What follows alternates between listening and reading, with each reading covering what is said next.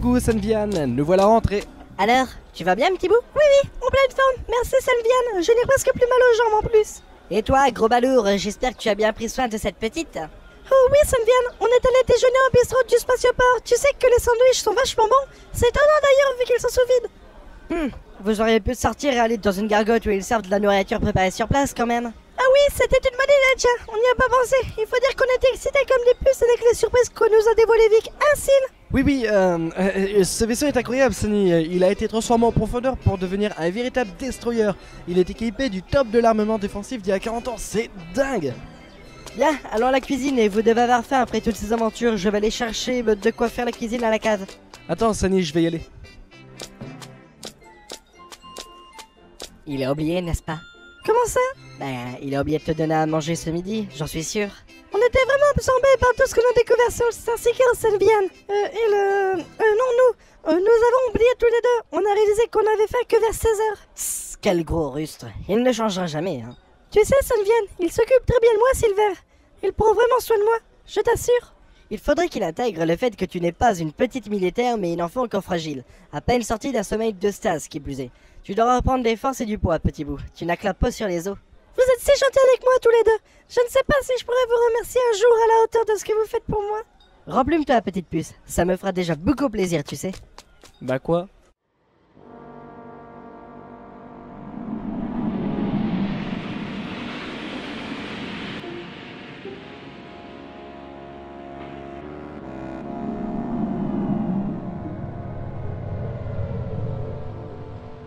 Franchement, tu crois vraiment à ces histoires de vaisseaux qui réapparaissent 40 ans après toi, capitaine? J'ai pas besoin de me poser la question. On est en mission spéciale sous l'autorité directe conjointe du ministère de la Défense et du PDG de Seriton. Je ne pense pas que ces gars-là soient là à raconter des bobards lors d'une mission secrète. Ils gardent ça pour les médias. Ouais, c'est pas commun quand même. En plus de ça, je ne vois pas ce qu'un vaisseau de fret a de dangereux. Je suis vraiment pour rien. Tu sais, je ne comprends pas comment t'es encore vivant en étant aussi laxiste sur les dangers éventuels d'une mission, lieutenant. Si Cortaz nous a mis en garde, c'est qu'il y a de bonnes raisons de penser que cette Nevis Sparkle est dangereuse. Arrête de prendre cette mission à la légère, c'est un conseil. Hey petit bout, tu veux te joindre à nous? C'était certainement l'un des plus fidèles clients de cet établissement. Je te remercie, espèce de vivant, c'est mal léché, et je pensais être plus que client à tes yeux. Bonsoir, jeune fille.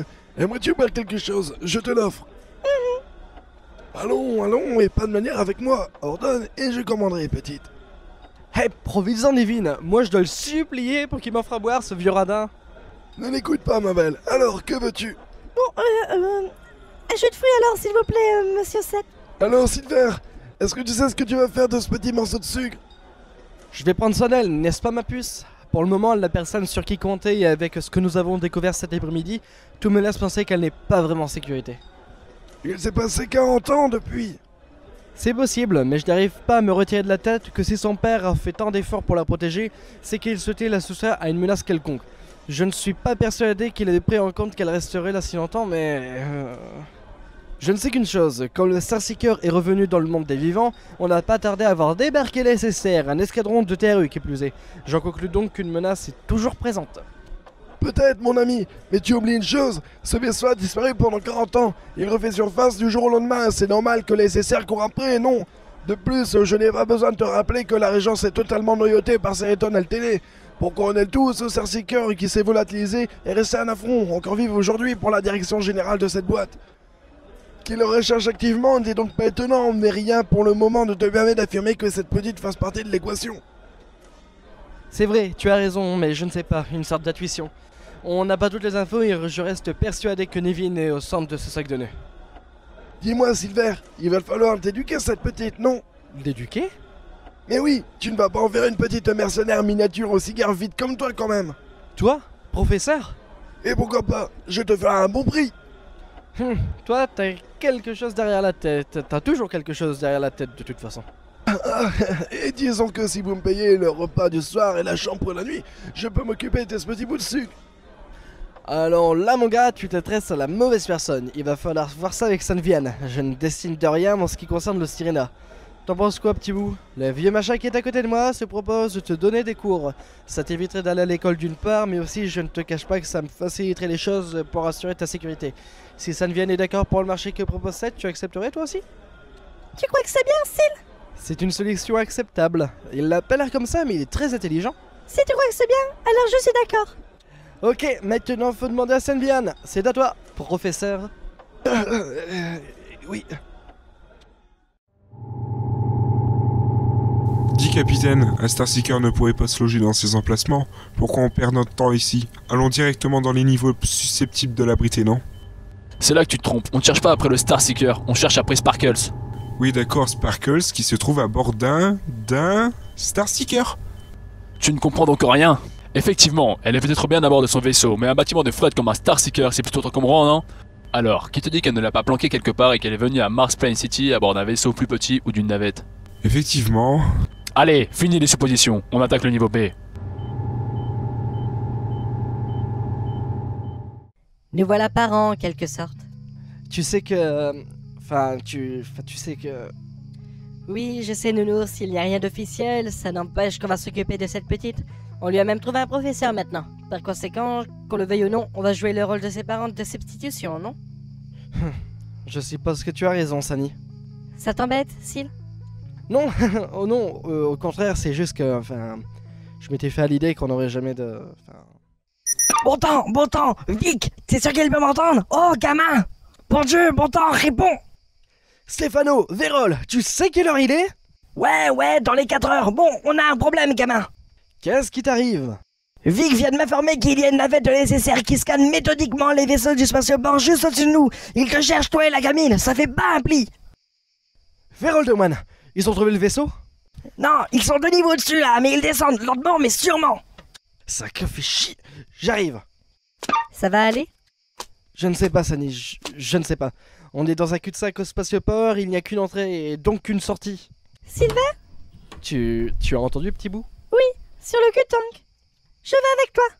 Non, ma puce, c'est trop dangereux. Je ne sais même pas si on pourra sortir Vic de ce piège. Je vais avec toi. Et si Vic t'interdisait de faire des choses qui pourraient le sauver parce qu'il n'y a que moi qui peux lui demander? En Senvian? Eh bien, tu ne vas pas y aller en chemise de nuit quand même. Faites attention à vous.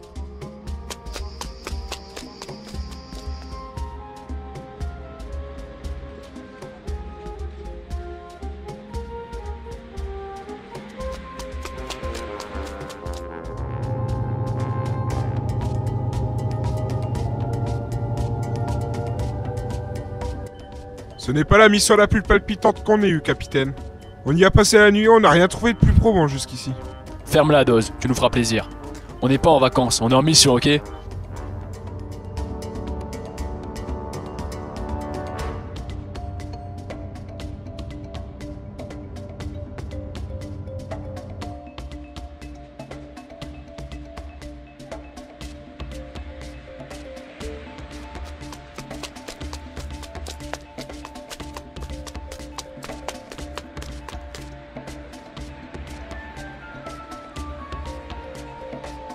Tu vois ça, c'est là, être promu à la sécurité du spatioport sur Mars. Mais vraiment, une promotion, une dégradation, ouais.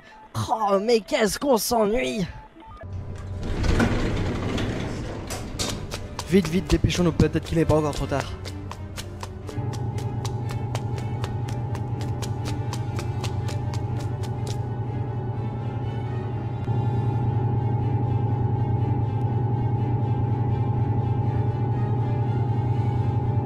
Capitaine? Ah, Dose, c'est bon, on a enfin fini, arrête de te plaindre.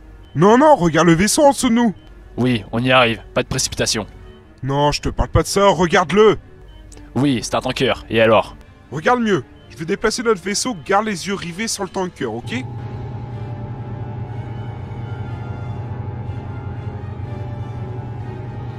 Alors, tu vois? Un camouflage holographique! Tout juste. Vous savez quoi, capitaine? Un solar tanker. Ça, à peu de choses près, les dimensions d'un Starseeker, non? Mais Johnny, Sakharov, scannez!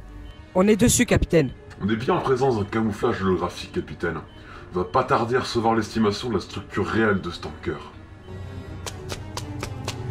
Vic, descends la passerelle!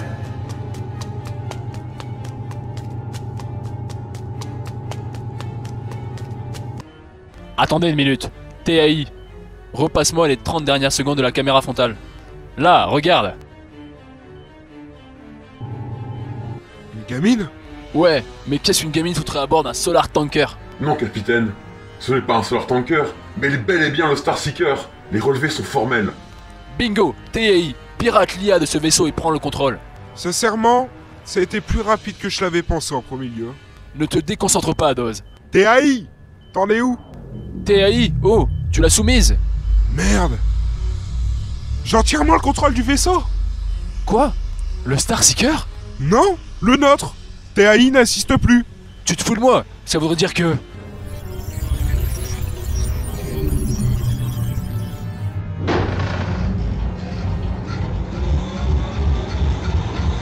Bordel, c'est quoi ce vaisseau? Y a un truc que Cortés nous a pas raconté, capitaine. C'est loin qu'on puisse dire, lieutenant. Capitaine, TAI est en carafe. On va se faire tirer dessus comme des lapins.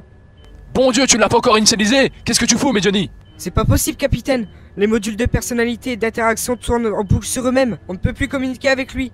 Il faudrait pouvoir l'éteindre avant de les réinitialiser. Mais si on fait ça maintenant, on va se faire coffrer au fond du spatioport. Merde. Sans TAI, pas d'accès automatisé aux armes du vaisseau. Mais Johnny, Sakharov, vous passez en manuel.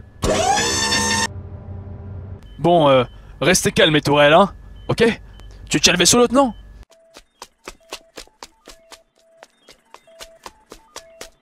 Vic, tu en es où?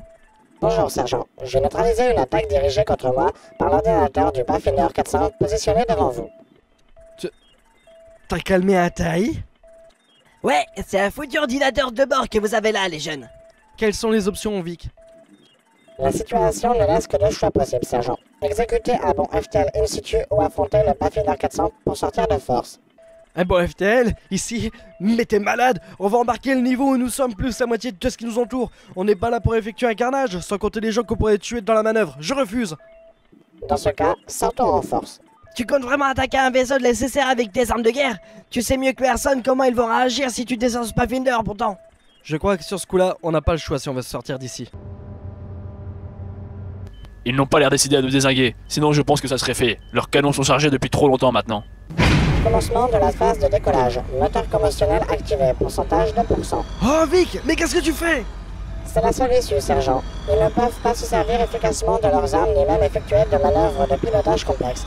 L'ordinateur de bord est neutralisé. J'estime la probabilité qu'il s'écarte à 83%. Attends, on peut pas faire autrement? J'espère que tu sais ce que tu fais. Capitaine, on recule. On va se faire désatterrir que par la force de ces boucliers magnétiques.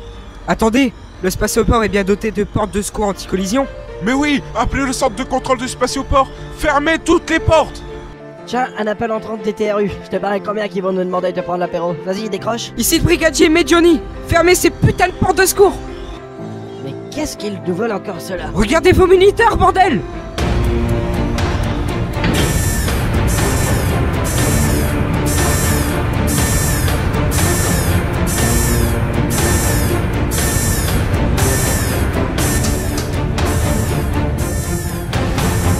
Sergent, les portes semi-blindées du spatioport se referment. Aucune alternative trouvée pour secourir la passagère Sophia Aaron que d'annihiler le blindage pour passer en force. Mais non, surtout pas! T'imagines pas les dégâts! Arrête ça de suite! Nevin, dis-lui d'arrêter ça! Désolé, sergent. L'ordre primaire est de secourir la passagère Sophia Aaron. Merde!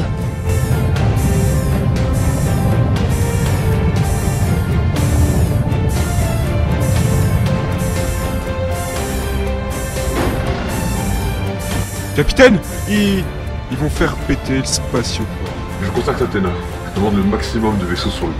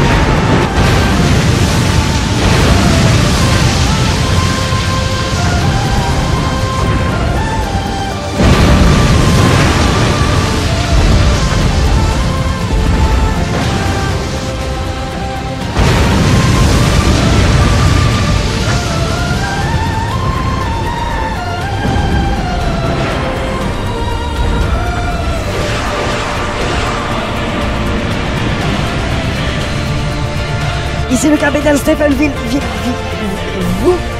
Vous en faites pas, on vous laissera pas filer cette fois. Feu la volonté sur les armes et les moteurs.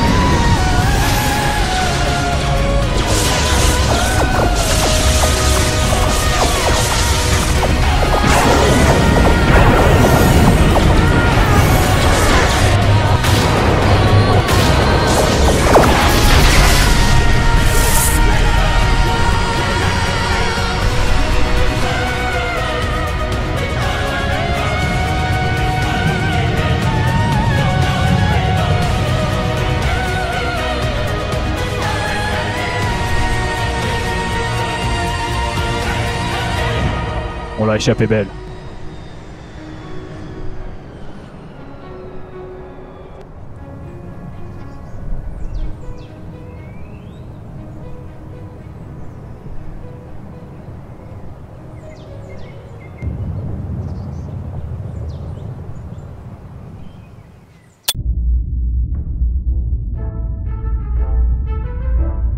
Au moins, vous avez mis la main dessus, même si vous vous êtes fait avoir comme des bleus. L'ordinateur de bord de ce vaisseau est redoutable, monsieur. Comment ça, redoutable? Vous vous foutez de moi? Vous êtes équipé de la dernière génération de TAI sur votre Pathfinder. Je le sais, c'est moi qui l'ai demandé au financement. Monsieur, le véhicule qu'ils ont est très loin du modèle standard. Il a beau avoir 40 ans, même les derniers modèles ne pourraient pas rivaliser. J'ai d'abord cru qu'il avait piraté notre TAI, or ce n'est pas ce qu'il s'est passé. Il lui est littéralement rentré dedans. Expliquez-vous. Ce véhicule n'a pas essayé d'amadouer ou de tromper notre TAI, ou même d'en prendre le contrôle, non. Il l'a littéralement allongé avec des procédures erronées, semblables à des virus. C'est ça. Ce véhicule a agi comme un virus. Il a complètement ravagé les systèmes du TAI. J'ai d'abord cru qu'en le réinitialisant, on le retrouverait, mais non. Notre TAI est foutu. Vous imaginez la puissance de calcul qu'il faudrait pour arriver à ce résultat? Je ne vous crois pas, c'est tout bonnement impossible. C'est pourtant le cas, monsieur. Le Pathfinder et l'unité de bord sont en train d'être analysés par votre département de recherche. J'espère que nous aurons des indices. Vous avez perdu le Starseeker corps et bien, c'est tout ce que je vois. J'ai peut-être quelque chose quand même. Monsieur, je vous l'envoie. Oui, bon, elle est mignonne, bien qu'un peu maigrelette, et ça nous amène où, hipster? Il semble qu'elle soit montée à bord du Starseeker, monsieur. Elle tient la main de quelqu'un, mais on n'en voit pas plus. À part que cette personne ne semble pas de type caucasien, je suis désolé, c'est tout ce que nous avons. Ouais, on va pas aller... Sortez. Sortez maintenant, sortez!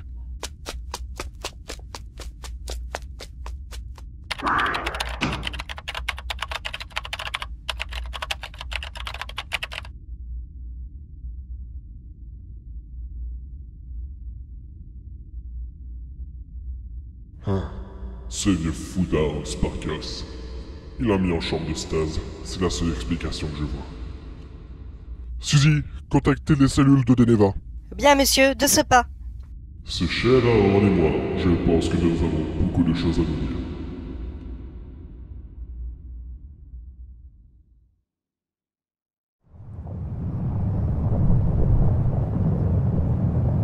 Vic, trouve-moi une cavité ou une grotte où tu pourras te poser sans problème. Pas trop proche de la surface, mais suffisamment proche quand même pour la quitter rapidement. Je comprends votre recherche, sergent. Nous cherchons un repère, n'est-ce pas? Oui, Vic, trouve-nous un nid douillet, s'il te plaît. Ouais, ok.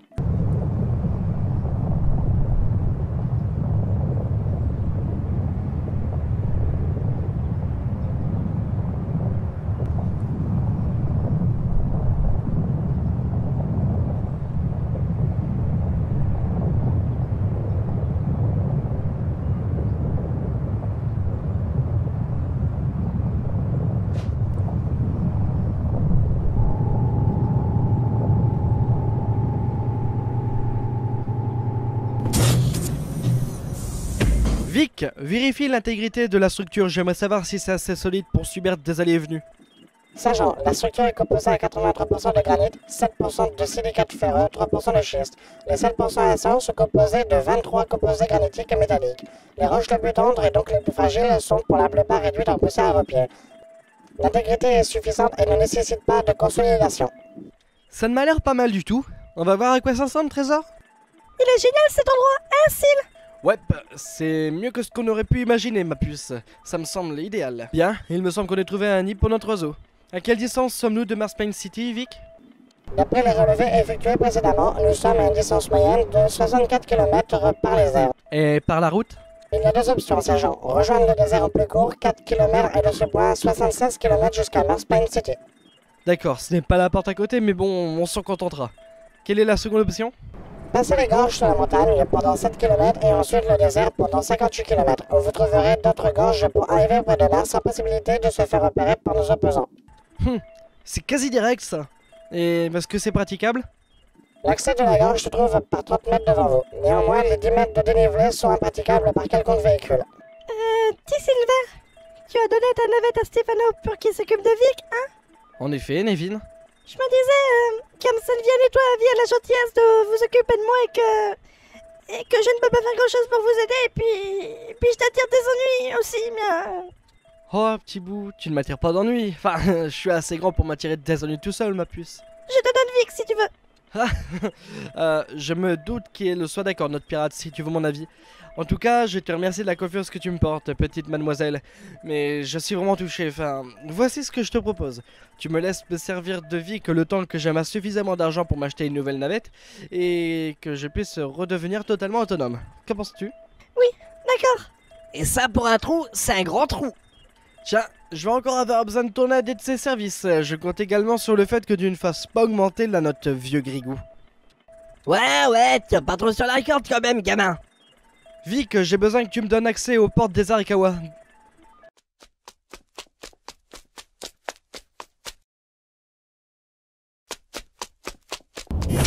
Un cristal 900, il y a bien longtemps que je n'avais pas vu. T'es plein de surprises, gamin. Alors, qu'est-ce que t'en penses, Nilo? Je pense que c'est un putain de mur, gamin. Merci de tes précieuses infos. T'as bien fait de venir. Je suis ingénieur mécanicien, je te rappelle. À moins que tu ne vois un ingénieur des ponts et de chaussées dans le coin, je me contente de ce que j'ai, vieux fou. Ouais. Ça va pas être évident avec ce qu'on a ici ou sur le vaisseau. Il y a des armes sur cet engin? En effet, Stefano. Et bien sûr qu'il a des armes sur ces cristals. Ça aurait été étonnant. À mon avis, on devrait tirer sur le pilier du haut et ça devrait créer un pont suffisamment haut pour pouvoir nous permettre d'atteindre cette grotte. Vic, amorce les armes du cristal. Activation des armes de cristal 900.